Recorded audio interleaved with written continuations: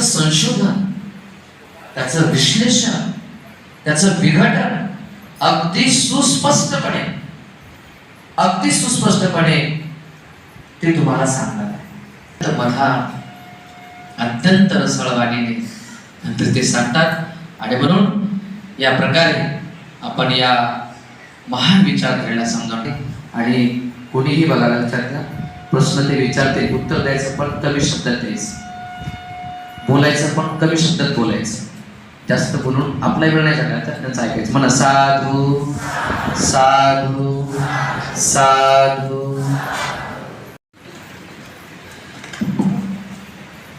तर सर्वांपर्यंत पेडवह्या पोचलेल्या आहेत. ज्यांना काही मराठी हिंदी लिहिणार आहे, इंग्रजीमध्ये लिहिणार आहे आणि समजावून मात्र ते तुम्हाला मराठी सांगते बघा. तर ते मराठीतही बोलतील, मराठीतही सांगतील, काही प्रॉब्लेम नाही. तर तो लिहिताना मात्र समजलं तर नसलं. आज के इस हार्दिक स्वागत है। जैसे कि इसका शीर्षक ही है कि सत्य का अन्वेषण करना, विश्लेषण करना, परख करना, और ये करने के लिए, इसके लिए भी अपने आप में एक प्रकार के शिक्षा लेने की आवश्यकता है। वैसे तो शिक्षित तो होना ही है, लेकिन फिर शिक्षित होने भी हर एक का अपना एक क्षेत्र है ना? साइंस में कोई शिक्षण ले रहा है, कोई आर्ट्स में ले रहा है, अलग अलग सब्जेक्ट्स हैं। तो उसी तरह से ये जो सब्जेक्ट है, ये सत्य क्या है, कैसे उसका विश्लेषण करना है, उसके बारे में शिक्षित होने के लिए आप लोग यहाँ पर एकत्रित हुए। क्योंकि शिक्षा जो भी हो वो जरूरी है। जितने भी बहुजन महापुरुष हुए हैं उन सभी ने शिक्षा पर जोर दिया है। स्वयं हमारे बाबा साहेब अम्बेडकर ने भी कहा कि शिक्षा वो शेरनी का दूध है जो पिएगा वो दहाड़ेगा, और इसीलिए उन्होंने कहा शिक्षित बनो, संगठित रहो और संघर्ष करो। यानी शिक्षा को मूल मंत्र उन्होंने बनाया, और खुद उन्होंने भी सारी जिंदगी शिक्षा ग्रहण करते रहे। उन्होंने जिस प्रकार से शिक्षा को ग्रहण किया शायद ही किसी ने किया हो। उनके बाद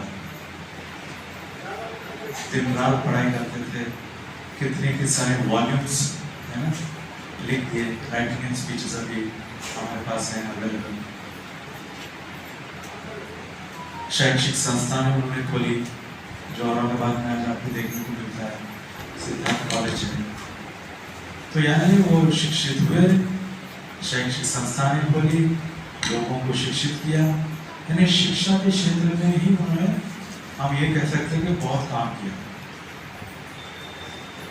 संविधान में भी शिक्षा को, प्राइमरी एजुकेशन को फ्री होना चाहिए, इस पर उन्होंने जोर दिया। तो इस तरह से हम देखते हैं कि बाबा साहब ने शिक्षा को बहुत ही ज्यादा जोर दिया है।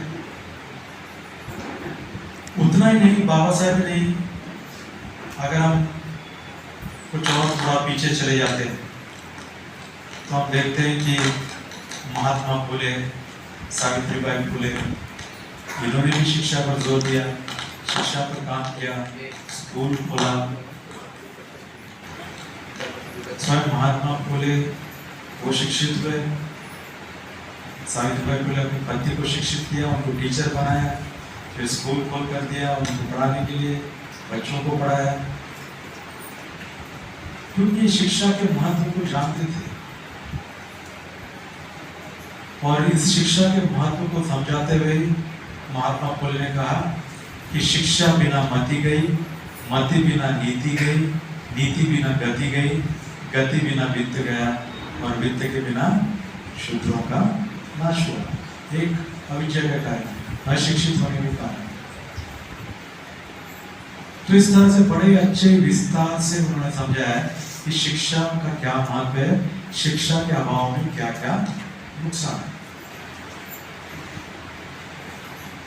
अब केवल महात्मा फुले नहीं, वो और थोड़ा पीछे चले जाते हैं तो सम्राट अशोक, उन्होंने भी शिक्षा पर जोर दिया। उस जमाने में उन्होंने शिलालेख लिखकर अपने प्रजा का मार्गदर्शन किया। तो शिलालेख यानी आज की भाषा में हम क्या कहते थे, नोटिस बोर्ड। किसी को कुछ संदेश देना है तो हम नोटिस बोर्ड पे लिख देते हैं, नोटिस लिखते थे, उससे सबको संदेश चला जाता है, मार्गदर्शन कर सकते हैं।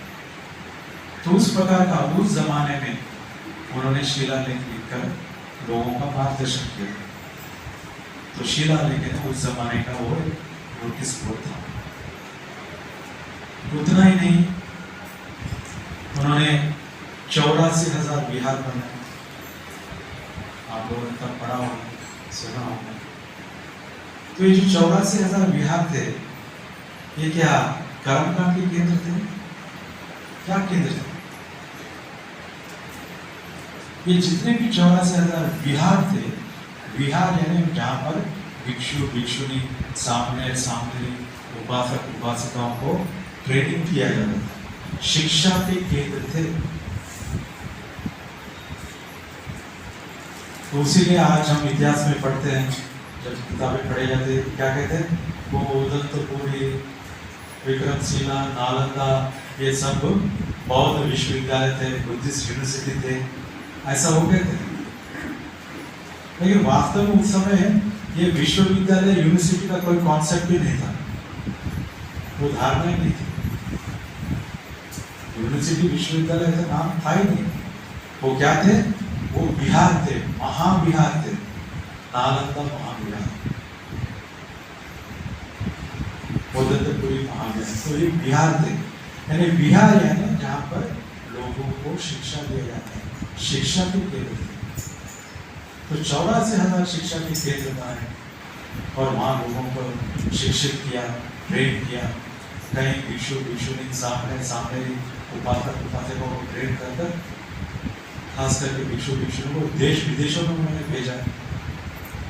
तो आज जो बौद्ध धर्म को विश्व धर्म दिखाई देता है, उसमें बहुत बड़ा योगदान सम्राट अशोक का है, जिन्होंने भिक्षुओं को ट्रेन करके उत्तर दक्षिण पूर्व पश्चिम चारों तरफ भेजा। गृहस्थियों को महामार्ग बनाकर उनको ट्रेनिंग करके उनको देश भर में भेजा। उतना ही नहीं, उन्होंने खुद अपने बेटा और बेटी को भिक्षु भिक्षुनी बनाकर श्रीलंका भेजा। आज जो श्रीलंका में बौद्ध धर्म है, तो वो दिन अरहत महेंद्र, जो उनका लड़का था, और विपुली संघमित्रा, उनकी बेटी थी। इन दोनों की वजह से आज हम लोग श्रीलंका में दिखते हैं। तो इस तरह से हम देखते हैं कि सम्राट अशोक ने भी शिक्षा पर जोर दिया, शिक्षा के केंद्र बनाए, जिसको आप विहार कहते हैं। आज सुबह में भी आपने सुना कि विहार यानी क्या है, किस प्रकार का आहार मिलता है, किस प्रकार की शिक्षा मिलती है। तो इस तरह से सम्राट अशोक ने भी शिक्षा पर जोर दिया, लोगों को शिक्षित किया, ट्रेन किया और देश विदेशों में उनको एक मिशनरी की तरह भेजा। फिर उससे भी अगर हम और थोड़ा पीछे चले जाते हैं, तो पूरे मानव इतिहास में ऐसा व्यक्ति जो सारा जीवन दिन रात लोगों को शिक्षित करता रहा, ट्रेन करता रहा, यहां तक कि मरने के कुछ क्षण पहले भी किसी व्यक्ति को शिक्षित कर अपने प्राण त्यागे। ऐसा एकमात्र उदाहरण सारे मानव इतिहास में कोई है तो वो है तथागत भगवान बुद्ध।